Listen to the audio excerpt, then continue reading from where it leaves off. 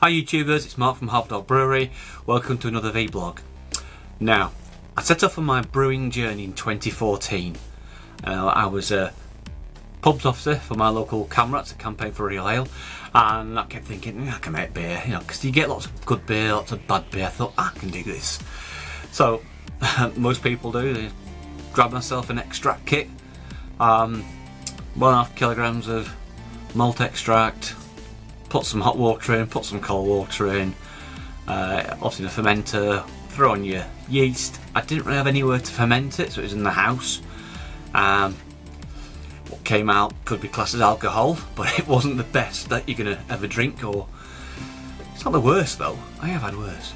Anyway, moving on. I thought, right, we've got beer, we know how to do it, and if you watch my videos you can see the journey, some good, some bad, but I sort of went to the deep end and said, right, I'm going to make my own brewery, 3 vessel, so Skoda people don't know, HLT, mash tun and boiled kettle, or copper if you're in the industry, and that's what I made. Now, you couldn't really do a lot at the time. It was basically all or nothing, so you could have a pot, like a stock pot on top of the stove, or you could just do an extract kit, or you could go all grain. Again, a lot of these just on top of the stove or hob. So having my own brewery, electric one, 3 vessels, was pretty good. I'm sure lots of people would have liked that, but times moved on. Now, I didn't keep brewing my 3 vessels, only because it was the volume. I couldn't drink all that beer. As you saw the video, by the way, I made an awesome control panel, which is still awesome and sat in the corner. It was a PC case. I've spent quite a lot of money on that. I've updated it. One or two little niggles I need to sort out, but it works. It does work, and you can brew about 35 litres of beer on it. It's not bad. Things moved on. I then did small batches, so I started using my induction plate a lot more, just so I could do a 10 or 15 litre batch. That's quite drinkable, especially if it's good, and in summer it will disappear. It's time to move on again. Technology has moved on. Even though I've slagged not the process off of the design, I've slagged people off for doing something similar. But I bought some new kit. It's not a Grainmaster, don't worry. So what is it? It's a generic one. I've got a Brew Monk. So the Klarstein, I think it's called, the Ace Brewery, all the same things. You can see in the picture it is the same as a lot of different brewing systems. They are all the same. All they do is get them in China and they get different stamps on. So this came from the malt miller. The reason I've got it is that I was going to upgrade my brewery. I'm going to upgrade that. The amount I'd spend would be less. Sorry, it will be more than me buying one of these. Now, I've not unpacked it. It's in the box. I have got some other bits, which I'll grab and let's show what they are. So we've got the actual Brew Monk all-in-one brewing system in a box here. They had an offer on at the malt miller where you could get a Brew Firm stainless steel immersion chiller. So that's what I've got. It's got standard hose lock fittings on the end, so that came with it. I spent a little bit more money and got myself the Brew Monk Magnus. It says Magnus, it does both. Magnus is the big one, 65 litres I believe. So yeah, so I got this one. It's an arm, and then just because I want to be Batman, I've got a brew cape. No, it's not. It's just the cover. Okay, it's a jacket.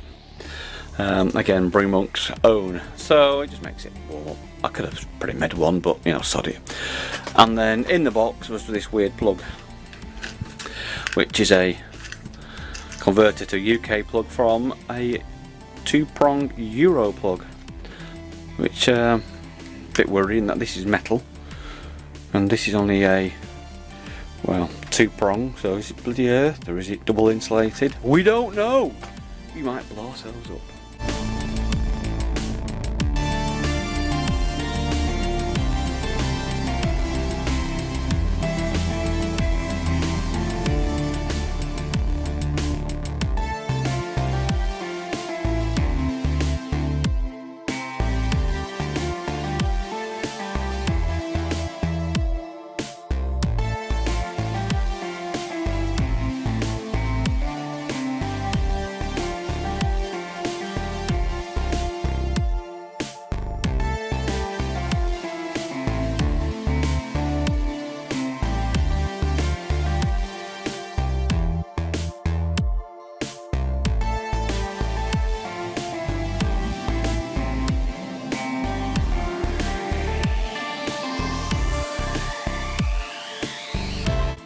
this is what you get in the box.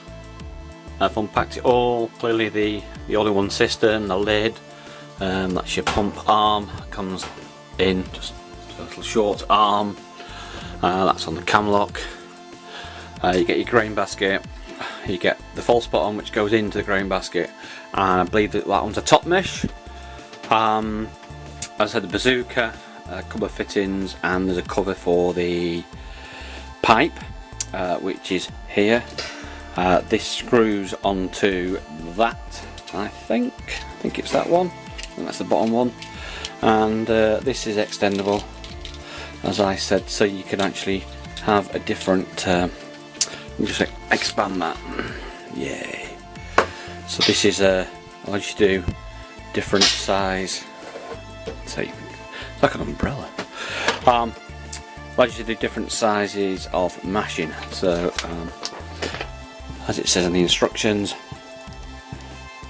there is a malt pipe, 30 litres malt quantity 8 kilograms, 50 litres is a 12 kilogram.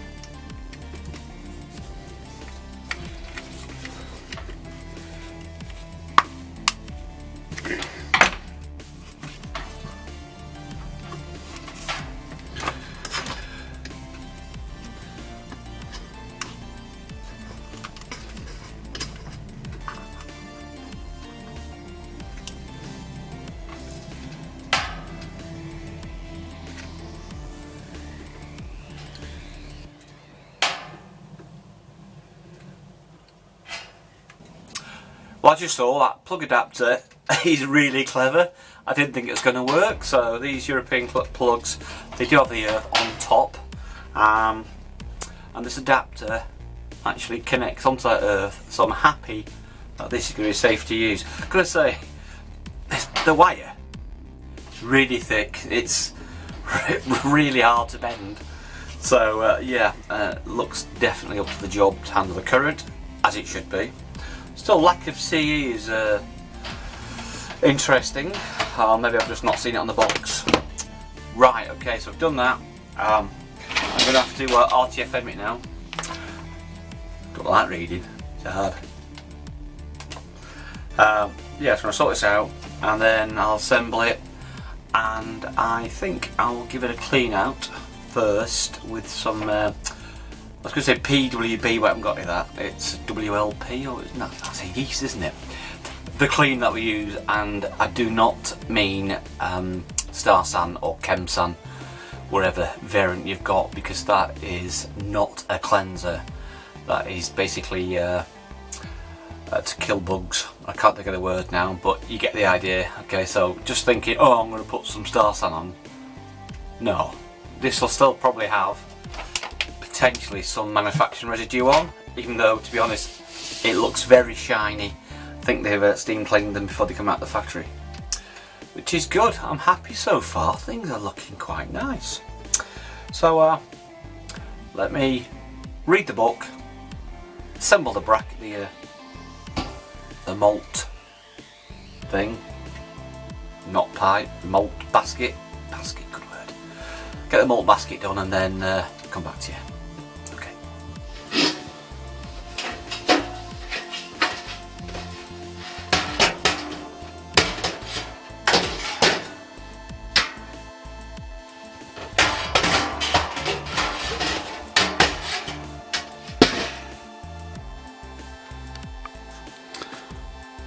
Okay, so I put the, these are apparently handles, so I'm sorry for all the noise.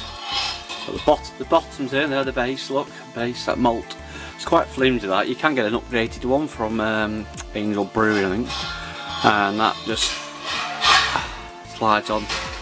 It stops there, it's got a thing underneath it, and you've got a little bung to bung in your hole. Yeah, bung your hole up. Got the old handle which will go into here. You can see that, yeah, the handle goes into there, blah, set this side so I can lift it out. But Houston, we have a problem. As you just saw. Just put that down a bit. Right, so let's pretend, I'll put you on the tripod, hold on. So Houston, the problem is,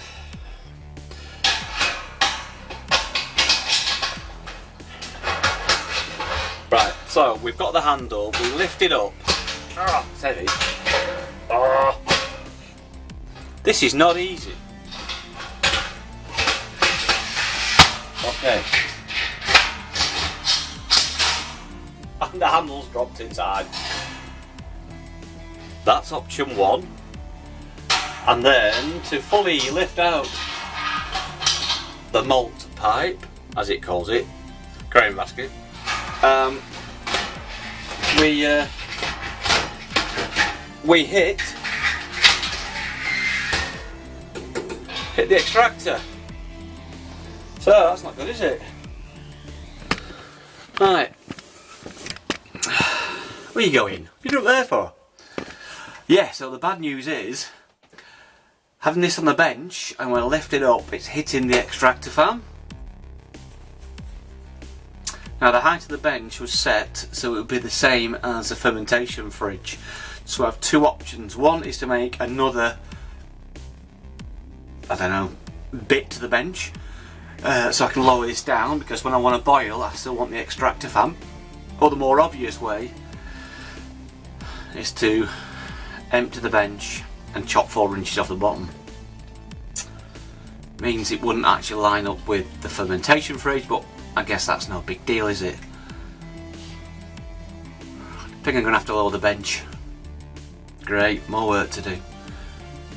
Who says one of these all-in-ones is easy to use and easy to set up and everything else? And I know. Right, well it looks good so far. Let me just turn it on. I've not turned it on yet. I plugged it in. Switch it down a bit. Now, my tripod's not going to work, so well it's turned on the wall.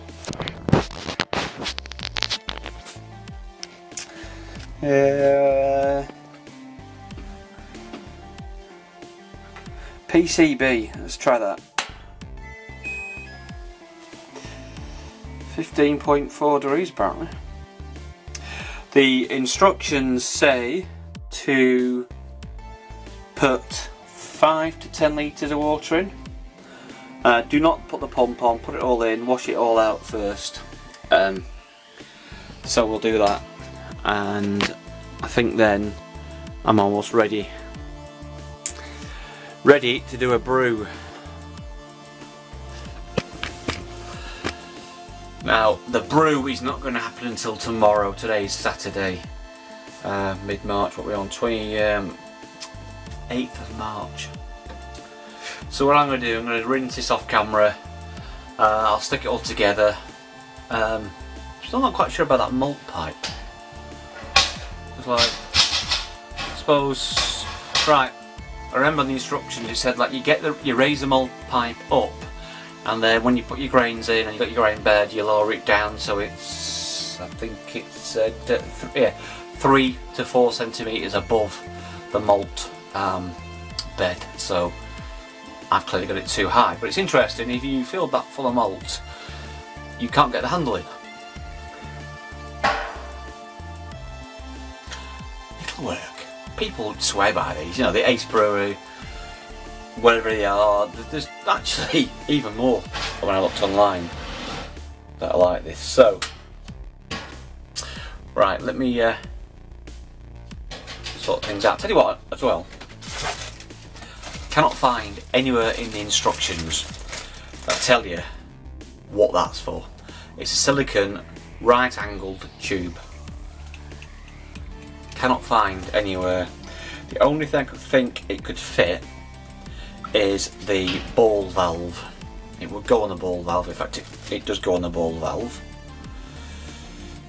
I can't see anywhere else that can fit, but it doesn't tell you. And also there's 2 cable ties. other than that, it's okay. And as I said, loads of people are happy. Right, let me just sort this out. Okay, so I'll do the cleaning off camera, no point in you watching me put water in, and that's about it basically. Turn it on and let it go for a while. So I shall be back in the second video of this very short series where I attempt to brew beer on it. We all know I can brew beer. It'll be just a different experience using an all-in-one. I also need to sort out the bench, don't I? Yeah, okay. That's gonna be fun. Right, so this is Mark from Vblog Brewery, signing off. And as always, stay thirsty.